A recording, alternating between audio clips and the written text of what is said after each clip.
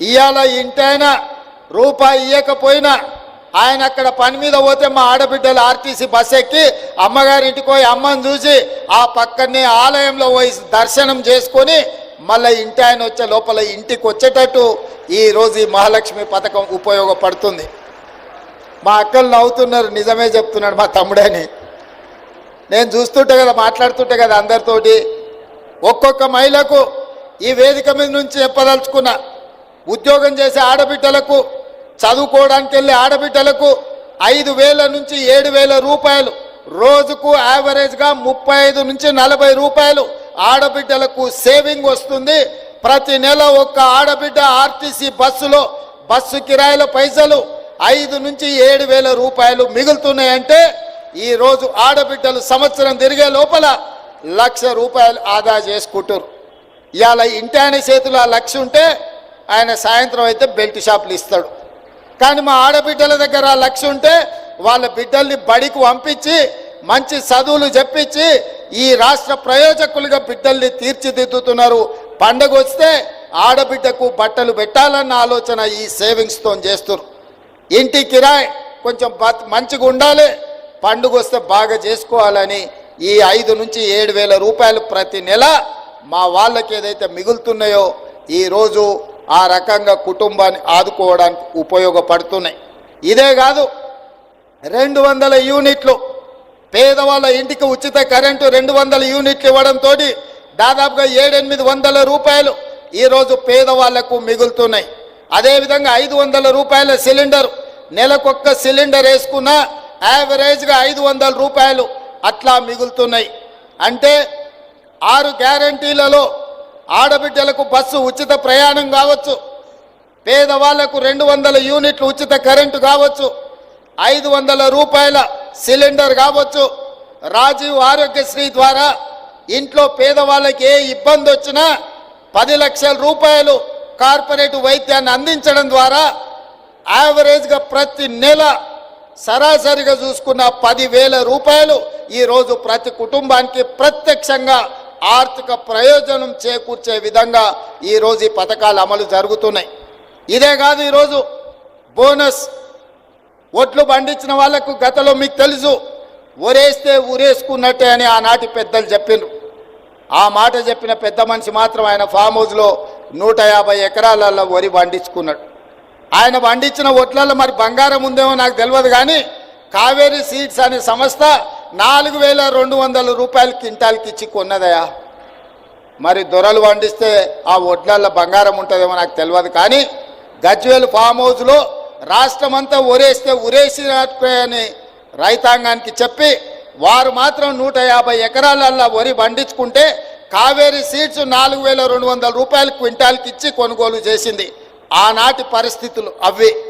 మరి ఈనాడు రైతాంగం కష్టాలు గుర్తించి రైతులను ఆదుకోవాలని, వ్యవసాయం దండుగ కాదు వ్యవసాయాన్ని పండుగ చేయాలని, ఇది రైతు రాజ్యమని నిరూపించడానికి 25,35,000 మంది రైతు కుటుంబాలకు మొదటి సంవత్సరంలోనే 21,000 కోట్ల రూపాయల రైతు రుణమాఫీ చేసి 2 లక్షల రూపాయల వరకు రైతులకున్న అప్పుల నుంచి రుణ విముక్తుల్ని చేసి ఇవాళ 25 లక్షల మంది రైతులను అప్పుల ఊబిలో నుండి బయటికి తీసుకొచ్చినాం. 21,000 కోట్ల రూపాయలు రైతుల ఖాతాలో వేసినాం. ఇదే కాదు, ఊరేసుకుంటే ఊరేసుకున్నట్టు కాదు, ఊరేసుకోండి గిట్టుబాటు ధర ఇవ్వడమే కాదు, మీకు 500 రూపాయల బోనస్ ఇస్తామని చెప్పి ఇవాళ ఈ రాష్ట్రంలో రైతాంగాన్ని వరి పండించమని ప్రోత్సహించినందుకు ఈరోజు భారతదేశంలోనే రికార్డు. స్వతంత్రం వచ్చినప్పటి నుంచి ఈనాటి వరకు ఉమ్మడి రాష్ట్రంలో కానీ పంజాబ్ రాష్ట్రంలో కానీ ఏ రోజు కూడా 1,53,00,000 మెట్రిక్ టన్నుల వరి ధాన్యం ఉత్పత్తి చేయలేదు. మొట్టమొదటిసారి తెలంగాణ రాష్ట్రంలో ఈ వానాకాలంలో రైతులు 1,53,00,000 మెట్రిక్ టన్నుల ఒట్లు పండించి దేశానికే ఆదర్శంగా నిలబడ్డారు. చివరి గింజ వరకు రైతులు పండించిన పంటను, సన్న ఒట్లను మొత్తం 500 రూపాయల బోనస్ ఇచ్చి ఇవాళ మన ప్రభుత్వం కొనుగోలు చేయడం ద్వారా రైతులకు అండగా నిలబడతామని ఒక భరోసా ఇచ్చినాం. భవిష్యత్తులో కూడా తెలంగాణ రైతాంగాన్ని నేను విజ్ఞప్తి చేస్తున్నా, దొడ్డు ఓట్లు పండించకండి, దొడ్డు బియ్యం తినే పరిస్థితులు లేవు. రేషన్ షాపుల్లో దొడ్డు బియ్యం ఇస్తే మళ్ళీ రేషన్ షాపులో బ్లాక్ మార్కెట్లు అమ్ముకుంటుండే, ఎవరు తింటలేరు. హాస్టళ్లలో పిల్లలకు పెడితే ఆహార కల్తీ అయిందనే ఆరోపణలు వస్తున్నాయి. అందుకే తెలంగాణలో ఉండే SC, ST, BC, minority Kasturba పాఠశాలలతో పాటు మధ్యాహ్న భోజన పథకంతో పాటు రేషన్ షాపుల్లో ప్రతి వాడికి సన్న బియ్యం ఇయ్యాలని తెలంగాణ రాష్ట్ర ప్రభుత్వం నిర్ణయించుకున్నది. తెలంగాణ గడ్డ మీద ఈ నేలలో పండిన ఒడ్లే సన్న ఒడ్లు పండించండి, తెలంగాణ సోన పండించండి. ప్రతి పేదవాడికి సన్న బియ్యం ఇవ్వడం ద్వారా రీసైక్లింగ్ బియ్యం మాఫియాను ఉక్కు కూకటి వేళ్లతో పెకిలించి ఈరోజు పేదవాళ్లకు సన్న బియ్యం ఇద్దాం. అందుకే తెలంగాణ రైతాంగానికి నా విజ్ఞప్తి, సన్న ఓట్లే పండించండి. మీరు పండించిన ప్రతి గింజకు 500 రూపాయల బోనస్ ఇచ్చి కొనుగోలు చేసే బాధ్యత రాష్ట్ర ప్రభుత్వం తీసుకుంటుంది. ఇది తెలంగాణ విద్యార్థులతో పాటు తెలంగాణ పేదోళ్లకు మేలు జరుగుతుంది. అందుకే సన్న ఓట్లను పండించమని ఈరోజు నేను విజ్ఞప్తి చేస్తున్నా. ఇన్ని పథకాలు ఇవే కాదు, తెలంగాణ ఉద్యమమే నిరుద్యోగ సమస్య, ప్రభుత్వ ఉద్యోగ ఖాళీల భర్తీలు. ఇంతకుముందు మిత్రుడు పొన్నం ప్రభాకర్ గారు చెప్పారు, వాళ్ళు నోటిఫికేషన్లు ఇచ్చారు, మేము నియామక పత్రాలు ఇచ్చినామని. 10 ఏళ్ళు మిమ్మల్ని నియమించొద్దని ఎవరైనా అడ్డం పడ్డారా?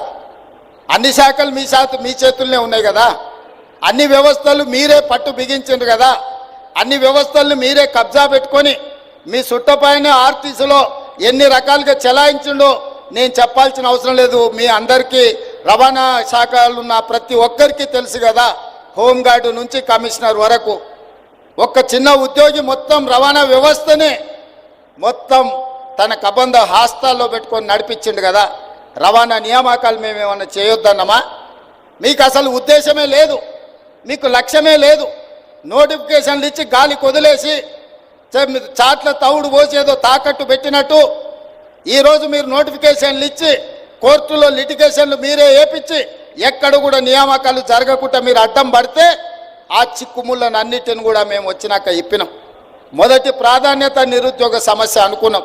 అందుకే మీరు నోటిఫికేషన్లు ఇచ్చి పారిపోతే 10 సంవత్సరాలు నియామకాలు చేపట్టకపోతే కోర్టుల్లో మూలుగుతున్న కేసులను అన్నిటిని పరిష్కరించి నిన్నటి గ్రూప్ 4 నియామకాలతోని మొదటి సంవత్సరంలో 55,143 ప్రభుత్వ ఉద్యోగ నియామకాలు చేపట్టి ఇంక్లూడింగ్ మీ డిపార్ట్మెంట్లో కారుణ్య నియామకాలే కాకుండా 113 మంది మీ ట్రాన్స్పోర్ట్లో ఆఫీసర్స్ నియామకంలో 97 మంది నియామక పత్రాలు మీ ట్రాన్స్పోర్ట్ కార్యాలయంకి వచ్చి నేను ఇచ్చిన వాటితో సహా ఈరోజు 55,143 ఉద్యోగాలు ఈరోజు మేము ఇచ్చినాం.